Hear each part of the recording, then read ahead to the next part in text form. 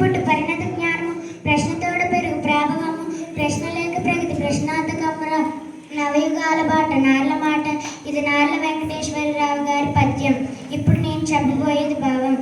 ప్రశ్న లేకపోతే ప్రశ్నకు జవాబు వెతకడం ద్వారానే మనిషి విలువ పెరుగుతుంది.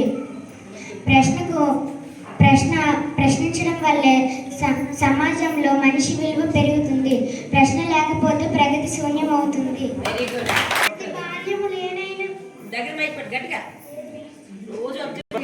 అతి బాల్యము లేనైనను ప్రతికూలపు మార్గములు ప్రవర్తింపక స్తగ్గతి మీర మెలగ నేర్పిన అతనికి లోకమున సౌఖ్యమగ్గును కుమార. ఇది రాసినది పక్కి అప్పల నరసయ్య. ఇప్పుడు భావం చెప్తాను, అందరూ వినండి. ఓ కుమార, మొక్కై వంగనిది మానై వంగున అని సామెత ఉంది కదా. దేనినైనా మొదటే సరిచేయాలి. చిన్నతనం నుంచి చెడు మార్గంలో వెళ్ళకూడదు. చిన్నతనం నుండి సరైన మార్గంలో నడిచిన వారికి లోకంలో సమస్త సుఖాలు ప్రాప్తిస్తాయి. భూషయంతి పురుషం హారాణ చంద్రోజ్వలా న స్నానం న విలేపనం న కుసుమం నాలాంకృతా మూర్ధజా వానేగా సమలంకరోతి పురుషం యా సంస్కృతా ధార్యతే క్షీయంతే కలభూషణాని సతతం వాగ్భూషణం భూషణం. భావం: బంగారు భుజకీర్తులు, ముత్యాల హారాలు, చక్కగా అలంకరించుకున్న కొప్పు, మృదువైన పుష్పాలు ఇవేవి మనిషికి నిజమైన అలంకారాలు కావు.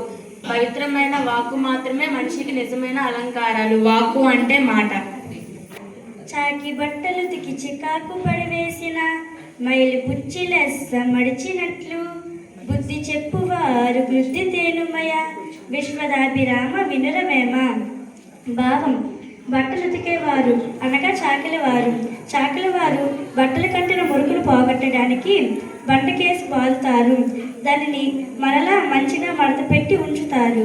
అలాగే విద్యార్థులు మంచి మార్గంలో నడవడానికి ఉపాధ్యాయులు శిక్షించినా తప్పు లేదు కదా. ధన్యవాదాలు. అవయవహీనుని సౌందర్యహీను దరిద్ర విద్యారాణి అతని సమస్త నెయ్యి దేవి శృతులను భువి నిందింపదగదండ్రు కుమార. ఇది పక్కిలి అప్పల నరసయ్య పద్యం.